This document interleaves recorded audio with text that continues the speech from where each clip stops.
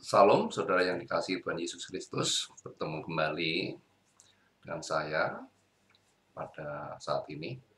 Saya harap saudara semuanya dalam keadaan sehat, seperti saya juga dalam keadaan sehat. Saudara yang dikasihi Tuhan Yesus Kristus, pada saat ini saya ingin berbicara atau mau membahas tentang sebetulnya kalau orang itu sudah meninggal, setelah meninggal, terus umpamanya bangkit, dia menikah lagi apa enggak, kawin lagi atau tidak, kawin lagi atau tidak. Karena ada ajaran yang mengatakan kalau umpamanya nanti orang itu setelah dibangkitkan terus masuk ke surga, dia kawin lagi, mempunyai uh, istri yang banyak. Sampai ada yang bilang seperti ini, kalau umpamanya di bumi itu nggak mau dipoligami, ya percuma wong nantinya di surga kaum wanita itu pasti dipoligami. Ada yang sampai bilang seperti itu. Jadi kalau umpamanya ada yang bilang poligami itu latihan nantinya hidup di surga. Gitu. Bayangin aja ada yang seperti itu. Nah, pandangan kekristenan seperti apa tentang kehidupan setelah kebangkitan itu? Kita lihat di dalam Markus 12. Di dalam Markus 12 dikatakan di situ ayat yang ke-19 itu berbunyi seperti ini. Guru, Musa menuliskan perintah ini untuk kita. Jika seorang yang mempunyai saudara laki-laki mati dengan meninggalkan seorang istri, tetapi tidak meninggalkan anak, saudaranya harus kawin dengan istrinya itu dan membangkitkan keturunan bagi saudaranya itu. Adalah 7 orang bersaudara. Yang pertama kawin dengan seorang perempuan dan mati dengan tidak meninggalkan keturunan. Lalu yang kedua juga mengawini dia dan mati dan tidak meninggalkan keturunan. Demikian juga dengan yang ketiga. Dan begitulah seterusnya, ketujuhnya tidak meninggalkan keturunan. Dan akhirnya sesudah mereka semuanya, perempuan itu pun mati. Ini perempuan awet muda ini. Awet muda. Pada hari kebangkitan, bila mana mereka bangkit, siapakah yang menjadi suami perempuan itu? Itu. Sebab ketujuhnya telah beristrikan dia. Ini juga sama juga kalau umpamanya, kalau ada orang nikah, cerai, mati, meninggal. Terus si cewek nikah lagi, gitu. Meninggal lagi suaminya. Nah, nantinya yang akan menjadi suami di sana itu siapa? Apakah di sana itu ada poliandri, ya, mempunyai lebih dari satu suami? Itu kayak ada di suku mana itu ada itu.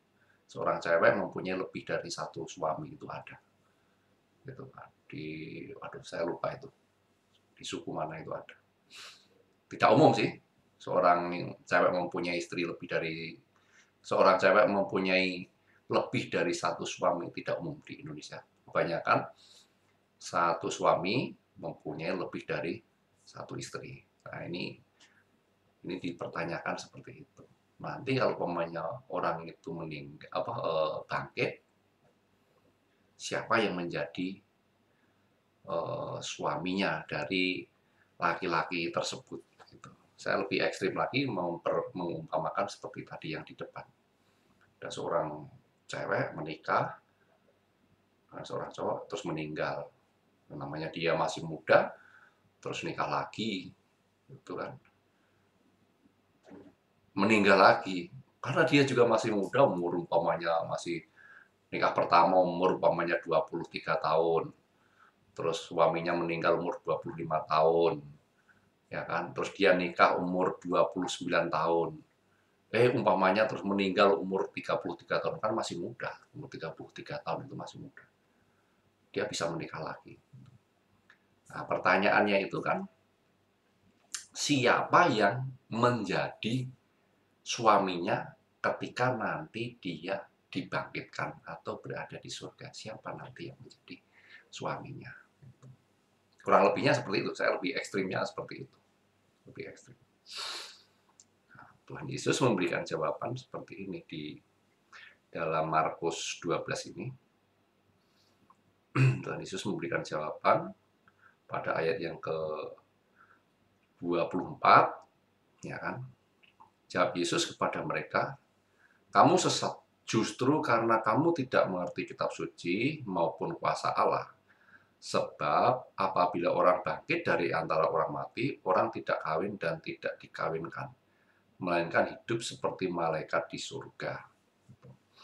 Jadi Tuhan Yesus memberikan gambaran kalau umpamanya ada ajaran yang mengajarkan di surga nanti kita itu kawin, mempunyai istri lebih dari satu, kawin dengan bidadari-bidadari, ya kan?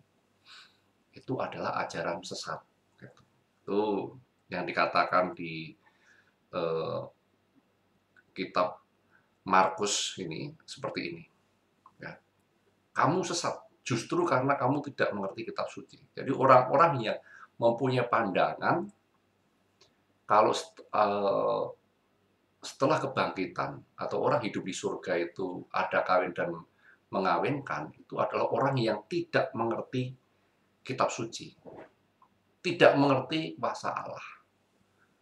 Gitu. Nah, di bumi ini kita bisa merasakan kuasa Allah. Pada saat saya merasakan kuasa Allah, ya nafsu bisa dikendalikan.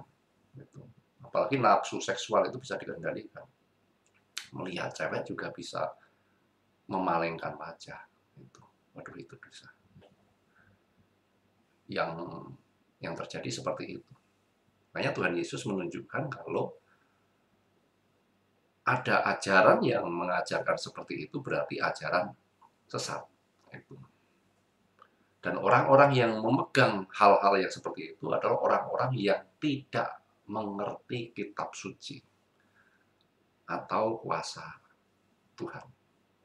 Sebab ayat yang 26 saya baca ulang, apabila orang bangkit dari antara orang mati, orang tidak kawin dan tidak dikawinkan. Jadi enggak kawin dan tidak dikawinkan.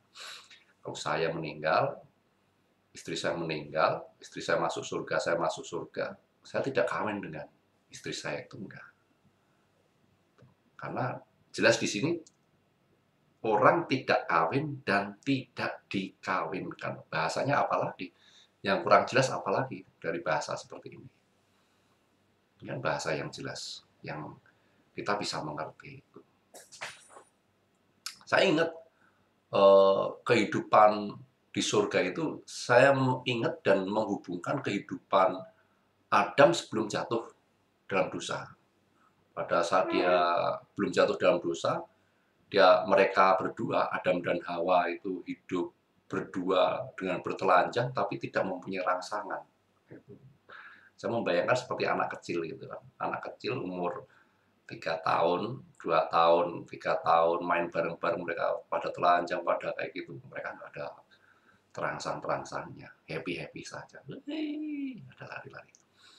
Kalau saya ingat tahun 80-an, waktu saya di kampung, kami kalau di kampung itu dulu mandi di sungai.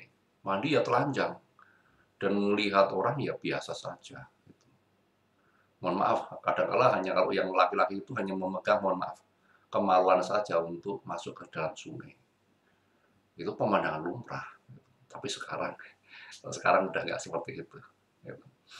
Makanya kadang-kala ada suatu perkataan bahwa dosa itu yang menimbulkan adalah agama. Apalagi kalau kita mempelajari kitab suci, itu timbul dosa. Oh, ternyata kalau bertelanjang seperti itu dosa, karena menimbulkan hawa nafsu, kan gitu. Tapi kan sebetulnya yang merusak adalah pikiran. Yang rusak itu adalah pikiran. Sehingga waktu melihat orang menjadi nafsu. Kan gitu.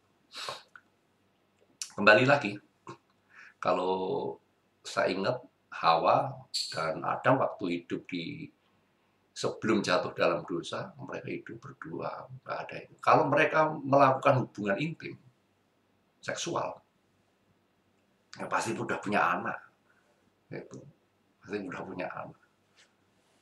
Mosok nggak punya anak, logikanya kan seperti itu. Logikanya seperti itu. Jadi Adam dan Hawa tidak melakukan hubungan intim sebelum jatuh dalam dosa. Oh, nafsunya nggak ada. Nafsunya nggak ada. Orang yang dekat dengan Tuhan nafsunya nggak ada. Nafsu seksualnya itu nggak ada. Karena nafsu seksual itu diciptakan Tuhan untuk membuat anak, regenerasi. Ada perintah, benilah bumi itu. Kalau di surga apakah mau diperbanyak anak-anaknya itu? Kan iya enggak. Karena orangnya udah tetap segitu-segitu aja. Gitu. Jadi tidak mungkin ada seksual. Kalau ada yang bilang, wah kan biar bisa menikmati kenikmatan, karena hal yang paling nikmat itu adalah seksual, aduh salah besar. Saya pernah merasakan pada saat saya berjumpa dengan Tuhan itu kenikmatan yang sangat luar biasa. Nikmat sekali, nikmat sekali. Lebih kenikmatan seksual. Memang ada bagian-bagiannya ini, ada bagian-bagiannya itu ada terpisah ini. Tapi kalau ada yang bilang itu paling nikmat itu bohong. Bohong. Kalau Tuhan tidak menciptakan kenikmatan di situ, siapa yang mau mempunyai anak? Nggak ada yang mau. Diciptakan dengan penuh kenikmatan supaya orang mempunyai anak. Itu. Tapi tujuannya bukan untuk mempunyai anak kalau orang itu di surga. Bukan. Makanya di Kristen Tuhan Yesus berkata kalau di surga nanti orang tidak kawin dan tidak dikawinkan. Itu melainkan hidup seperti malaikat di surga. Jadi indikasinya jelas tidak ada hubungan seksual, tidak ada nikah-nikahan. Apalagi dapat bidadari-bidadari yang bermata lentik. Iya ilah. Gitu. Dan Yesus berkata itu ajaran sesat. Gitu. Ini berdasarkan agama Kristen tentunya kan seperti itu. Tapi kalau orang itu meyakini kepercayaan mereka seperti itu, ya silahkan aja. Bagi saya itu orang kafir bebas kok mau mempunyai pandangan apa-apa bebas kok. Orang kafir mah bebas-bebas saja. Haknya mereka. Gitu. Ya, ya kurang lebih ini yang menjadi pemikiran saya, ya bahwa di surga nanti itu nggak ada kawin, mengawinkan, jelas ketemu anak ya, oh ini anak saya di bumi, ketemu orang tua saya, oh ini orang tua saya di bumi dulunya, aduh nikmat banget, ketemu istri, aduh terima kasih kamu jadi istri saya di bumi, aduh nikmat gitu. Ada tetangga, oh itu dulu tetangga saya yang Kristen, ketemu, aduh nikmat bener ya ampun ya Tuhan, kumpul damai, tentram, ya tidak ada air mata penderitaan nggak ada. Aduh nikmat bener ya hidup di surga. Kayak gitu kok nggak ada yang mau hidup. Heran. Tuhan Yesus memberkati untuk kita semuanya. Sampai ketemu di minggu depan.